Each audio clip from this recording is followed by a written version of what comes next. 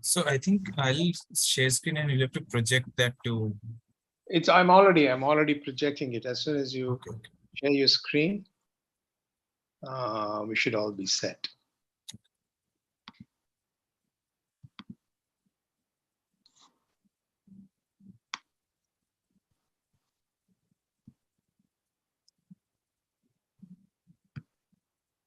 No, I didn't.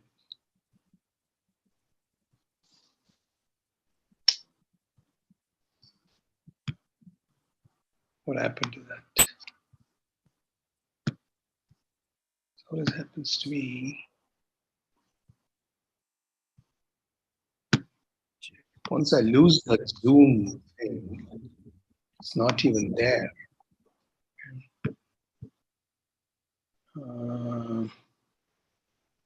How do I get the Zoom thing back? It's there, right? Where is it? I think you're sharing. No, back. To the right part of the taskbar.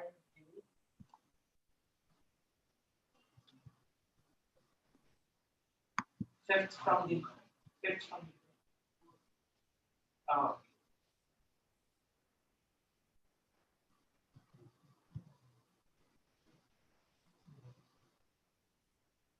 Yeah, I think it's this one.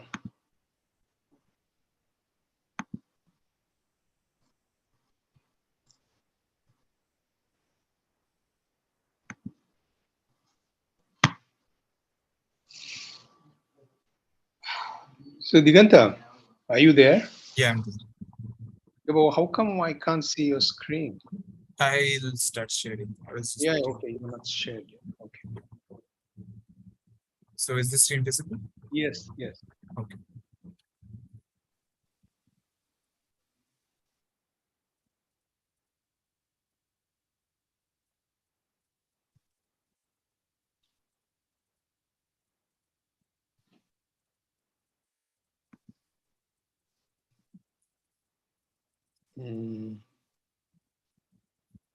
This is full screen.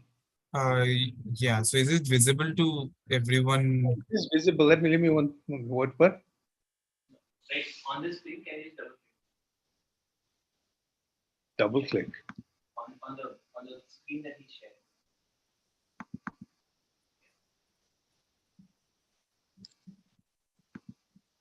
shared? Yeah. Okay. I think it's all good. Okay, sure. So yeah, so what I'll talk about today is this paper called LynSym. This is a paper that was published fairly recently. It was in TACUS this year, in fact, TACUS 2022. And this paper basically is going to cover or get rid of one of the gaps that was there in the deep poly algorithm, which is the issue of dealing with arbitrary activation functions, right?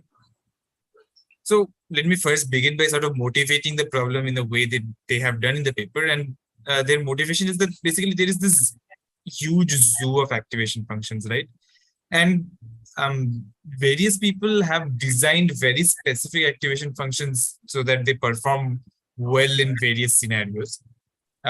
The specific details of why certain activation functions are used in which scenarios, and how you can motivate their use and so on, those are not exactly in a scope, but still it is a problem that we have to deal with, in the sense that if you want to in the future, given any neural network, be able to verify it, you'll be able to say that, okay, you have to be able to say that, okay, this neural network can have any activation functions, right? So right now, what we've seen for deep poly or even other techniques, for example, so if we talk about ReLUplex, right? What can ReLUplex handle? It can handle ReLU as an activation function, nothing more, right? Deep poly, the way I've presented it, it can also only, at least the way I've presented it, handle ReLU, right? It can't really, out of the box, directly handle some other activation function, right? So right now, so the things that we have seen so far, they're really limited in this aspect, in the aspect of the activation functions that they can handle. while if you look at neural networks out in the wild, there is a huge diverse, variety of activation functions. It's true that ReLU is still by far the most common activation function, but nonetheless, there is still a huge variety of activation functions, right? So let's talk about some activation functions. So for example, there's this, if you may or may not have heard about it, but there's this very famous text transformer model called GPT. This is what the Microsoft's GitHub Copilot uses in their backend to generate a lot of code from text descriptions and so on. GPT can handle a lot more natural language processing oriented applications. And they actually designed their own activation functions to be used in their network, and they call it the GLU, right? Then that activation function looks like this. This is a huge expression. So in general, like I'm saying, there can be a huge variety of activation functions. There can be quite complicated as well, right? Then there is this activation function called swish, which is x times sigmoid x, right? This is again used, this activation function sort of looks like this. This is the graph of swish. And this is again sometimes used in place of ReLU. So if you were to think about ReLU, what it would give is a straight line like this, right? But because swish is actually smooth and the derivative is also defined here, and then there is this small region of slightly negative values, in certain situations, it is seen that swish actually performs empirically better than ReLU, right? And then, of course, it's not even true that all, activation functions, the way we have defined it so far, are R2R functions, right? Usually, an activation function is something that takes a real value and gives out a real value. Whereas if you look at real life, more complicated network models, there are things like multiplications involved in there, right? For example, in LSTMs, it's critical for you to be able to handle multiplications. And we haven't seen LSTMs or any other complicated models so far, but it is just, if you have seen it, then you'll know why it's so critical. If you have not, take my word for it. Multiplication is something that you have to sort of deal with more complicated models, right? So what do you do with this sort of diverse zoo of activation functions? How do you sort of manage it or fit it or make a system that is capable of verifying all of these things, right? And of course, this zoo is not a static zoo, right? It's not like there is only some 100 standard activation functions, 1,000 standard activation functions even. It's like newer and newer activation functions are constantly being researched and developed and deployed, right? So you can't just have this library of supported activation functions and hope to just support those and nothing beyond that. You need a method to be able to support any arbitrary activation function, right? And that is what LynSym sort of tries to do. So yes, we have this problem of doing neural network verification. By NNV, I mean neural network verification here for arbitrary activation functions. Niganta, just one. Hey, you can ask questions, okay? Because the reason I came here is because he won't be able to hear it, but I'll repeat it, okay? So don't feel free to ask questions here. Yeah. Anytime, just stop me and ask questions. So I may not be able to hear it directly, but I think sir will just repeat it so that I can hear it. Okay. So far, is this all right for everyone? Like, I mean, the motivation is all that I've talked about. Yes. Okay. All right. So basically, now, let's see what we can do to handle arbitrary activation functions. Or what do, before LynSym, what was the sort of accepted or way in which you could have done it, right? So see, the techniques that so things like constraint solver based techniques, right? Things like ReLUplex, there we don't have much hope, right? Because with things like ReLUplex, it is very highly dependent on ReLU. And more specifically, the fact that having ReLU as an activation function means that your neural network is piecewise linear, right? It is highly dependent on that. And changing this to something else, ReLU to something else, will not really work very well inside the context of ReLUplex. So direct techniques may not work very well, but things like approximate techniques, like deep poly, we might be able to actually transfer them, right? So if you remember in deep poly, the only place where we really needed to know what the activation function was when we were doing this linear upper and lower bound propagation, right? So even if we have some really complicated activation function, as long as we can find linear upper and lower bounds, or linear expressions acting as upper and lower bounds, we are okay, right? So we'll be able to propagate them. So then for things like deep poly, the problem reduces to finding these linear upper and lower bounds for a given activation function, right? And it's not just finding any linear upper and lower bounds, but we want to find tight linear upper and lower bounds, correct? So for example, if you have some activation, so if we go back to the previous slide, if you consider this activation function, and if say I end up with, let's say that my concrete bounds is this, and I want to have linear upper and lower bounds in this domain, I can end up with a linear upper and lower bound that maybe looks like this, correct?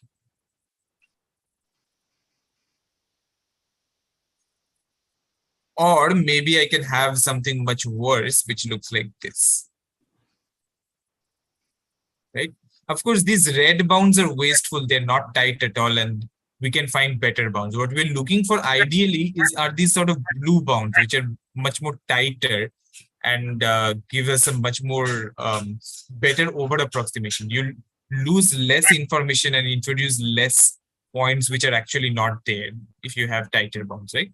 So this is the problem of finding sort of tight linear upper and lower bounds for any given activation function, right? So what does deep poly do? Deep poly already says something about this. And what they say is that they actually will sort of handcraft these things, right? So they use what they sort of call expert bounds, let's say. And we've seen an example of this. The paper itself talks about in some slight detail about mode activation functions, but we have already seen an example of how to do it for ReLU, right? The basic method is that, okay, you look at the activation function, the actual expression of the activation function, and you somehow try to find the bounds as an expression in terms of an activation function, right? So the idea is with ReLU, you can sort of do this exercise. You can say that, okay, look, ReLU is just something that looks like this, correct? It's just something that looks like this. Then you can say that, okay, if the region in which I'm interested are these, then sure, the lower bound, we can just, select one of, like we had said earlier, right? We can just select either a line that looks like this or a line that looks like this as a lower bound, and the upper bound will just join these 2 points, correct? And in the paper, they actually showed that this is a good enough and this is a tight bound for ReLU, right? And so far, so good. You can do it for ReLU. But what about for other functions, right? Can you do it for tan h? So like if I give you tan h, let's say, or sigmoid, let's say. So let me just, sorry. Yes. So let's say that I've given you sigmoid, right? And if you remember, sigmoid is going to look, intuitively speaking, something like this.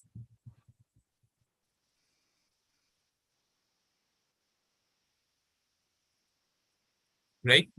And it's going to have an equation. So can someone tell me what the equation is?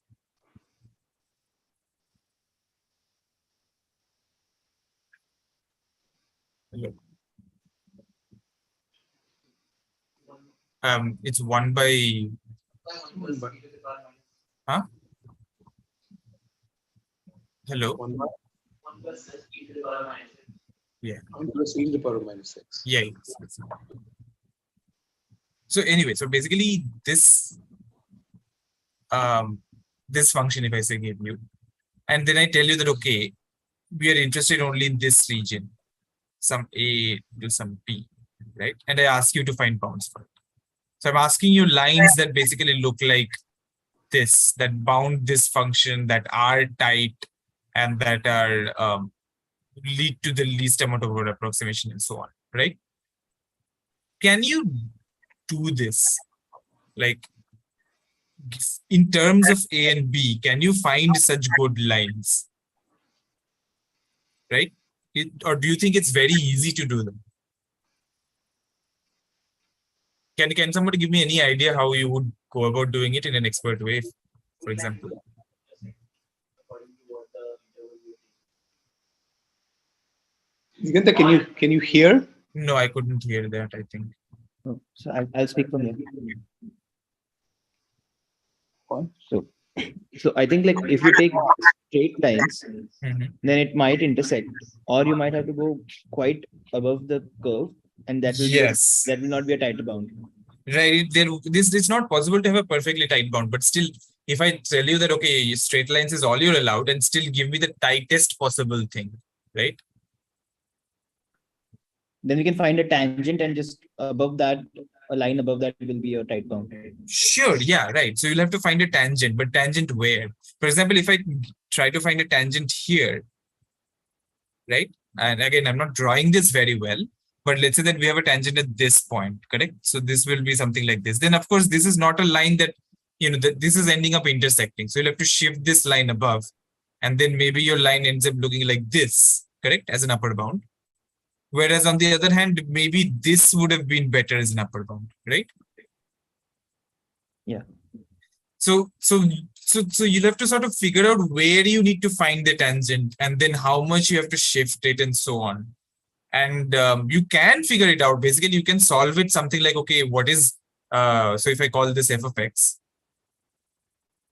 you can sort of solve this problem of what is a line that passes through, let's say, so passes through this point, let's say a comma f of a, and touches x, touches this f of x's graph exactly at one more point, right? I can ask this question, and I can ask you to solve this, and maybe you can do a lot of calculus and calculation and give me a solution, right?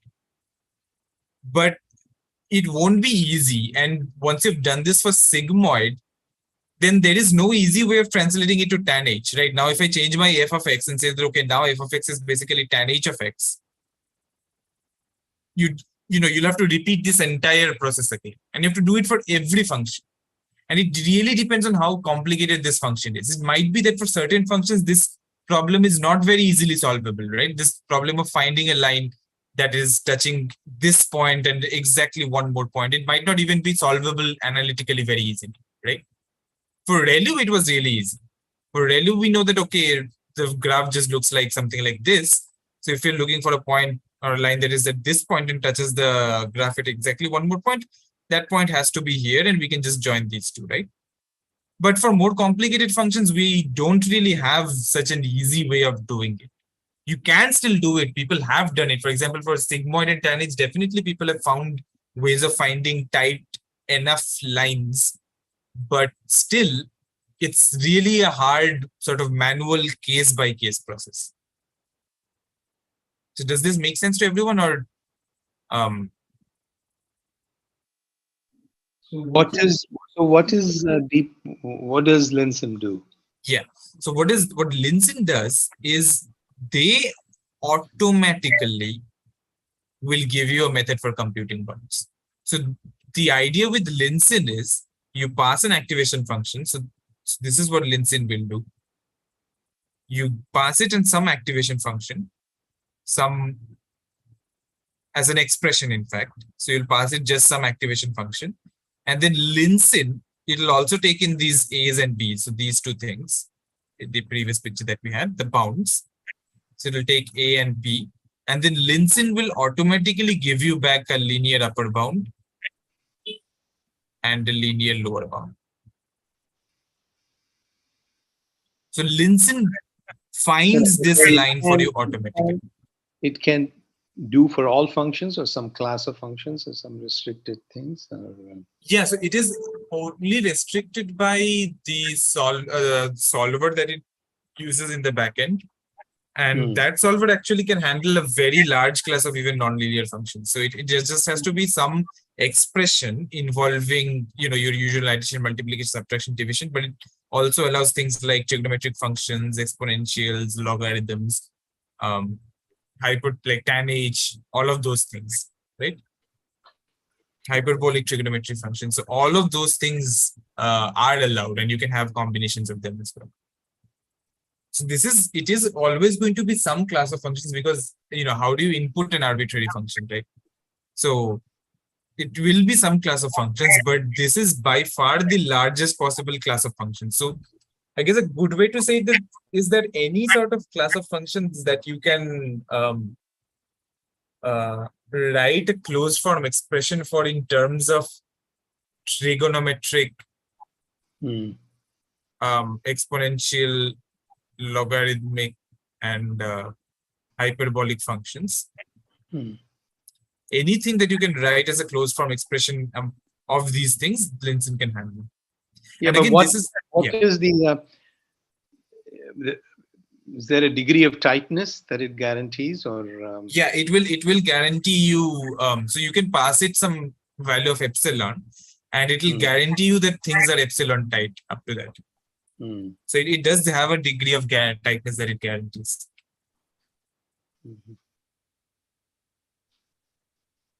Of course, with like very tight epsilon, it might take a long time to find a function, or to find the bounds, but it does guarantee that the bounds that it comes up with will have to be tight, right? So this is the idea with LynSym. So instead of having humans sit and do some calculations like this, right? So for example, figure out what this point should be, figure out what this point should be, and then draw the line and so on. Instead of all of that, LynSym will basically automate that entire process for you, right? So yeah. So let's look at so this is sort of the LynSym's framework, and I think so. I'll go over this very briefly, then we'll look at the details of the LynSym algorithm. So the framework is nothing, just is that you can have any sort of approximate deep poly-like algorithm. So LynSym doesn't have to work with deep poly; it can also work with any other algorithm that is essentially using these linear upper and lower bound domains, right? So think of this as sort of being deep poly, right? And deep poly will take, your network, the preconditions, and so by the way, this AutoLIRPA and IRAN, these are more modern implementations of deep poly-like algorithms. Okay. So these basically are going to calculate some over approximation regions, right? And the way they do that is they will basically create these concrete lower and upper bounds. So if you remember in deep poly, what we had just before the activation layer was we had bounds of the inputs of the activation functions, right? So we had sort of situation like this, where we had x, and x had some lower and upper bound in terms of the inputs to the network. And then we were passing x through ReLU to get y, and we wanted some bounds on this, right? And if you remember, the first step was that we would convert these lower and upper bounds, these linear lower and upper bounds, to some concrete maximum and minimum value for x, right? We would have some concrete minimum and some concrete maximum value. And then this was used in actually finding the linear upper and lower bound in this step, right? These minimum and maximum values are basically this A and B that I'm talking about here. So do people recall this? Is this okay for everyone?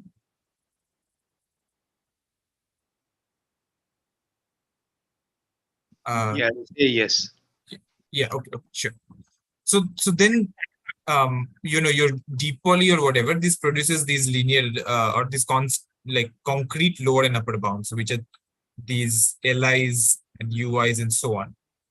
And then this gets passed into LynSym, right?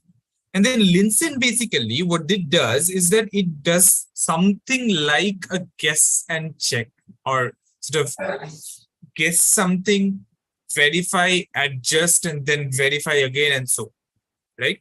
So what LynSym will do is that LynSym will firstly, it will synthesize some candidate bounds, which may or may not hold, right? So it will synthesize some bounds or some candidate coefficients for these linear expressions on y.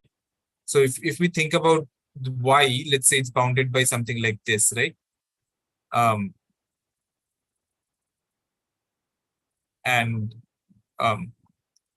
so okay, so this will be not in terms of, this will be in terms of the input to the activation function. So it will be, let's say, C L X 0 plus C1 L is less than equal to Y is less than equal to C0 U X plus C1U, right? We want some bounds of Y in terms of this input. Then we can always substitute it back into here. So you remember that, right? So the first step was to find, no, sorry, the second step was to find the bound on the output of the activation in terms of the input of the activation. And then we would always just substitute that bound into here to get our final bounds in terms of the inputs, right? Hello, Diganta. Yeah. Can I interrupt you? Yeah, sure. And so, which book are you following for DNN parts? So this is actually directly from the LynSym's paper. So I'll upload this on Moodle. Since this is like TACAS 22, I don't think it is there even in the book for house. But deep poly is there. Yes. Okay. See, to answer your question in general, so we do have an unpublished, the manuscript of an unpublished book by ours, which has been uploaded on Moodle. See, but that has a little bit about the abstract interpretation kind of thing that I covered. Deep poly and LynSym is not covered. Neither of them. But this book is published, isn't it? The book is available in the website, AWS Introduction to Neural Network Verification. Is it that book? Yeah, that is the book you're talking about, right? So Yeah. Ours, his last name is very hard to pronounce. Albergati or something. And I mean, he does discuss abstract interpretation, the kind of thing that I gave introduction to, and in terms of domains and so on. There is classic abstract interpretation. But I think the best resource for this is this paper, correct? Yeah, I think so, because how about right now it is this also the only resource. Also has a paper that's been uploaded to things. I think it's the paper that's the one that is most accessible. Okay. Yeah, for this, I think for both LynSym and Deep Poly, I think the paper is the best way to go about it, I think. Right. So if you remember, our steps was this, right? Our steps was get bounds some LU, so that we have L less than equal to X less than equal to U, and then we would want Y to be bounded in terms of X. So we would say something like Y is less than equal to AX plus B, and this is again less than equal to CX plus D, and then substitute these into the bounds for X. Yes, sir? Diganta? Yeah. Before you do that, I mean, for you guys, is this picture clear? Okay, so maybe it's, for me, it's not clear. So what is, okay, you say LynSym inputs and LynSym outputs. I mean, there are two arrows here, okay? Now, yeah, so which two arrows are you talking about, sir? On the, okay, for example, on the left side, there is an arrow which says proved and so on. Right. So I'll talk about those. Yeah. But I just want to say what the LynSym's inputs and outputs are, and then I'll talk about what is going on over here. Yeah, but now you're talking about some L and U and these expressions that you have shown on the right side here. But that has made sense as far as deep poly is concerned. Yeah. I mean, you were saying in the context of deep poly, I guess. No? Deep poly is the one that does it using that method. How is that relevant for LynSym? So LynSym is designed to fit into deep poly. That's okay, but I didn't quite get that comment. LU, does, when you say get LU, does LynSym get LU? LynSym expects those as inputs. Deep poly will produce that and then pass it to LynSym. LynSym will produce your actual linear bounds and then pass it back to deep poly. So I'll draw maybe a simpler picture. So if we remember what happened in deep poly, so there is a ReLU layer, let's say, And then suppose our inputs are I1 up to some IN, or let's say, let's just write it like this, xi1 up to xin, right? And let's say that we have a ReLU and the input to the ReLU is some x and the output to the ReLU is y, right? So the stage at which we are in deep poly is this stage, where we have some bounds for x in terms of our input. So we have some A1 xi1 and so on, and we have some b1. So we have some we have some b1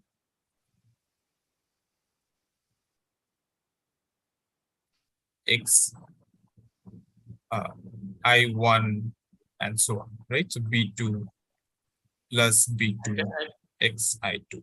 So At a particular layer. Okay. So at a that's how particular layer. that's how deep poly does. Okay. You Right. just- And now deep poly needs to propagate these bounds to some bounds on y, right? Hmm. And to do that, firstly, it converts this bound into some interval within which L can lie in, right? So it will say L is less than equal to X is less than equal to U. Hmm. Deriving, so it knows intervals for the inputs and it will just substitute those in, propagate the interval to get these two things, right? Hmm. Hmm. Then what deep poly was doing, since deep poly only handles ReLU, what they were doing was now they find these two equations, right? Like if you remember for ReLU, it was finding two lines that looked like something like this, right? Hmm. So this is step number 1, and then step number 2 is finding these equations. So again, ReLU is some line like this, and then let's say that this is my L, this is my U, and then the two equations that deep poly sort of finds are the equations corresponding to these two lines, right? Hmm. Acting as upper and lower bounds. So then basically it says something like y is less than equal to some m1 x plus c1, and y is less than equal to m2 x plus c2, right? So y is greater than m1 x plus c1 and less than equal to m2 x plus c2, right? So this line is this upper bound line, and this line is this lower bound line, right? So this deep poly would find this, and then in the third step, it would finally substitute this into this expression to get the final bounds of on y in terms of some in terms of these things, right? So it will have a1 m1 x plus c1 and so on, okay? Hmm. So it would do that substitution to find the bounds on y, right? So Yeah, correct. this was the framework for deep poly. Is this clear? Yeah, that's how this is clear, no? Yeah. Okay. So how is that fits into that picture is what I want to know. Right. So now this step number 2 is where LynSym comes in. Hmm. So LynSym says that, okay, this may not be ReLU, this can be arbitrary, but LynSym will still handle step number 2 for it. Hmm. And then deep poly is already doing the rest. Okay. Right? So this is basically the idea. And then the picture that they have drawn is something like this. I'll just redraw it because I've... You know why you can't show the same picture? Yeah, sure. I'll just show the same picture. So basically, the picture that they have, I just wrote a lot of things over here, so maybe I'll clean it up. Yeah, so the picture that they have, this is the sort of part of deep poly, right? This entire thing is basically deep poly. Then deep poly is producing, so if you look at this is sort of the output of step number 1, which involves these L's and U's for each of the variables. That is going into and also it has the activation function. So it has some expression for the activation function. And that is going into LynSym, right? And then LynSym will produce these coefficients, these M1, C1, M2, C2, and so on. So these coefficients LynSyn is producing now. These are those coefficients. And that is again getting fed back into TPOL, right? So this is sort of the idea. So is this clear? Is the picture clear for everyone? Right. Yeah. But yeah, I guess you will later explain this verify adjust thing. Yeah. So I'll explain this. So let me just say this right now. So basically, the way LynSyn produces these coefficients is that LynSyn is going to assume some line. So it is going to basically start off with some sort of a line. So let's say, let's just draw a picture. Let's say that this is your activation function. And let's say that LynSyn is looking for the upper bound. It will start off with some line which may or may not intersect this, right? And it's basically just an initial guess. And then LynSyn will try to verify that this line actually does not intersect. If the verification fails, then what LynSyn will do is it will just adjust the line to be slightly higher, maybe. Right? And then it will verify again. Then it will go back and verify again. And again adjust. And it will keep doing this again and again until the verification part tells LynSyn that, okay, look, the line is actually not going to intersect. So once it is being proved, then it will just go into the output. Right? So this is sort of the overall flow of LynSyn. Is this clear? Yeah. Okay. Sure. So now let me say what the so a little bit about the formal problem statement. A lot. So I have only, I think, 12 more minutes. Yeah, you talk as much as you can. See, the thing is, I don't know how many slides you have. Yeah, I think so. There are some slides which, yes, so I have to cover up until here. I don't think I have 1, 2, 3, 4, 5 more slides. Yeah, but your slides usually are quite dense. Okay? Yeah. You have lots of things to say, which is actually good. I'm not, I mean, I have this constraint, and since my laptop is being used. No, I think we'll have to end on 6. That we'll have to do. I'll maybe try and give a brief high-level overview.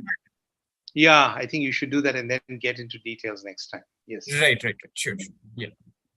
So I'll talk about the problem statement just for a second, because I think at least that, let's make it concrete.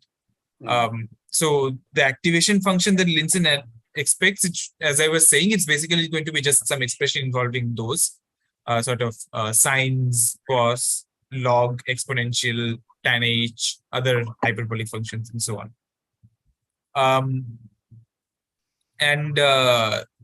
It should be sort of continuous and differentiable in all but, like, say, some finite number of points. And other than that, there is no sort of restriction on the activation function, right? Now, what LynSyn will try to do is, given this activation function and given the concrete upper and lower bounds, those L's and U's, it will found some linear bound, right?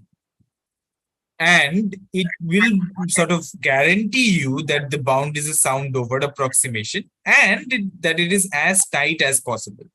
So what does the LynSyn mean when it says tight, right? So by tight, it means that it will try to minimize this, correct? For the upper bound. Under, of course, the constraint that it should actually be a sound bound, right? So let's draw a picture. Maybe actually the next slide has a very good picture itself. So in this picture, for example, if you look at this blue shaded region, the tight bound should have a small blue shaded region, right? A tight bound should be such that this sort of region is minimal, right?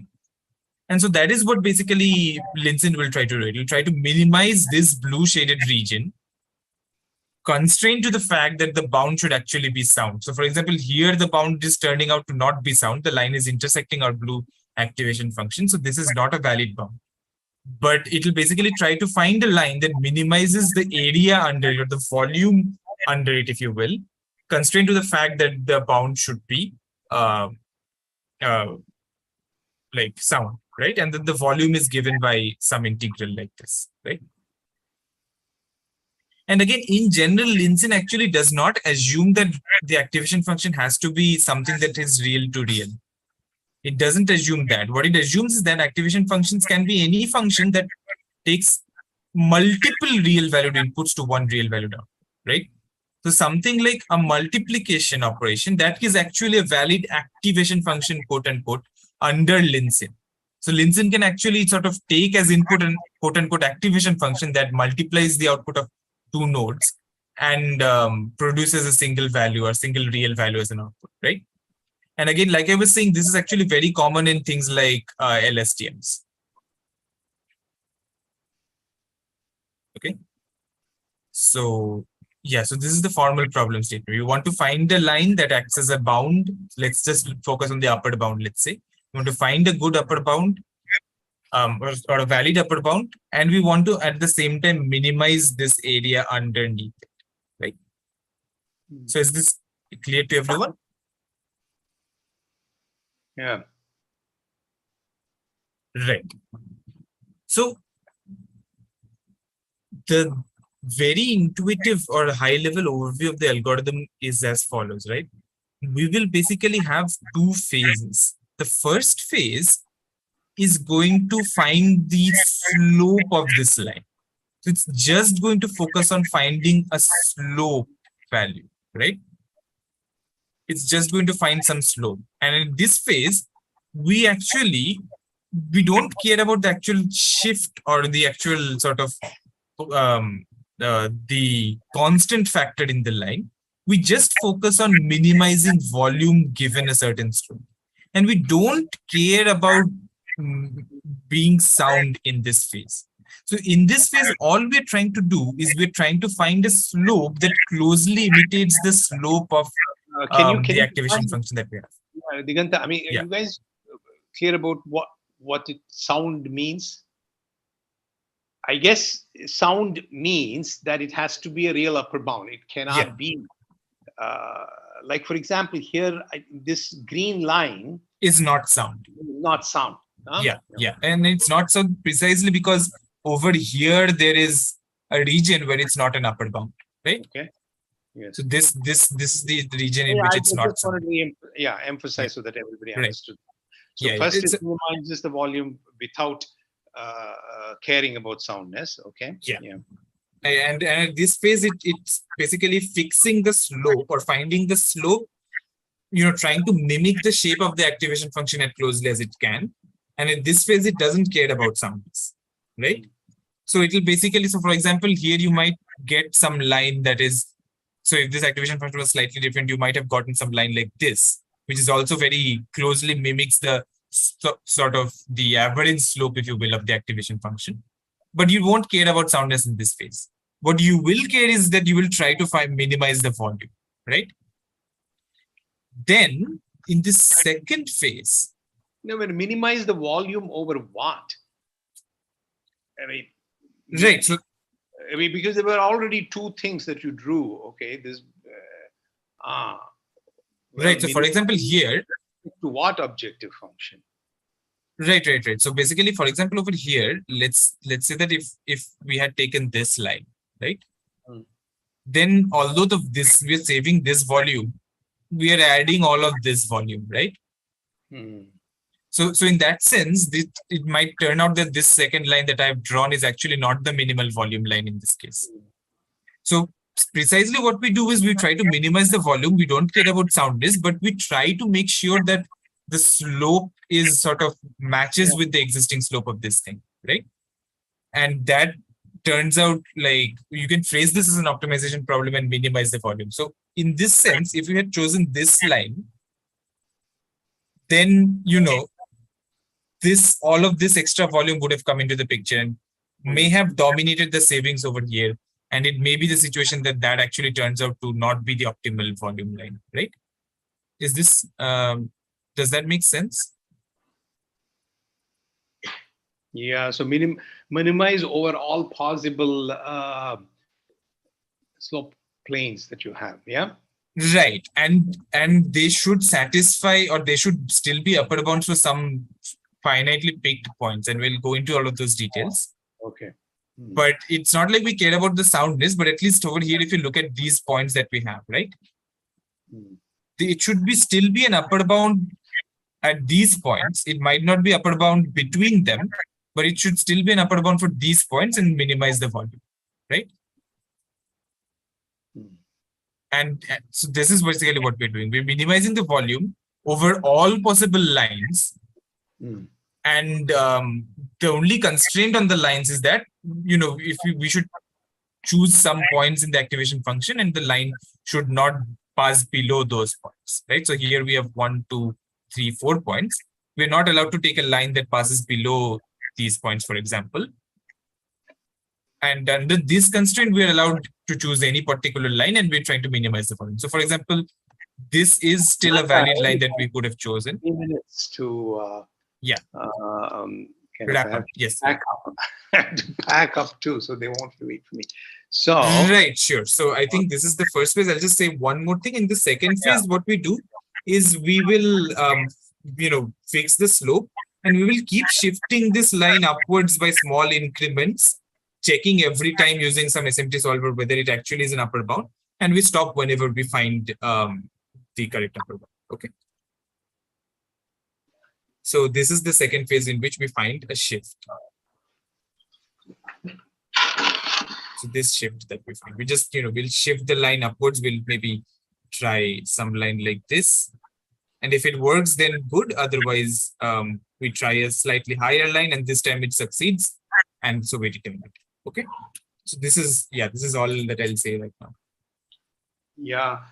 Okay. So sorry for this thing. I think this may not work. Okay, in the sense by catching the person. So you might have to look for an alternative slot. Okay, because this won't work. That's what I feel. Because 6 there will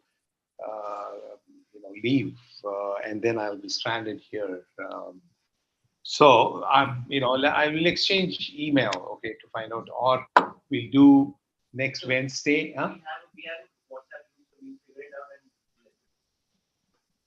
Okay. So if all of you can do that, then it's okay. So what's the slot? No. I'm saying, but these people will have to be because Diganta and Sudakshina, who's attending. First, you figure out among yourselves, because the constraint will be. No, I'm looking for an alternative slot. Okay, because if I think I can hear you, sir. I don't hear anyone else. 10 or 15 minutes more. So we will figure that thing out. Is what. Sure. Yeah. Okay. Thank you. Yeah. Thanks. Yeah. Hello. Yes. Yeah, so this is Argadeep. So I asked you for an MSc thesis, right? So I was wondering if we could discuss it. Which one? MSc thesis.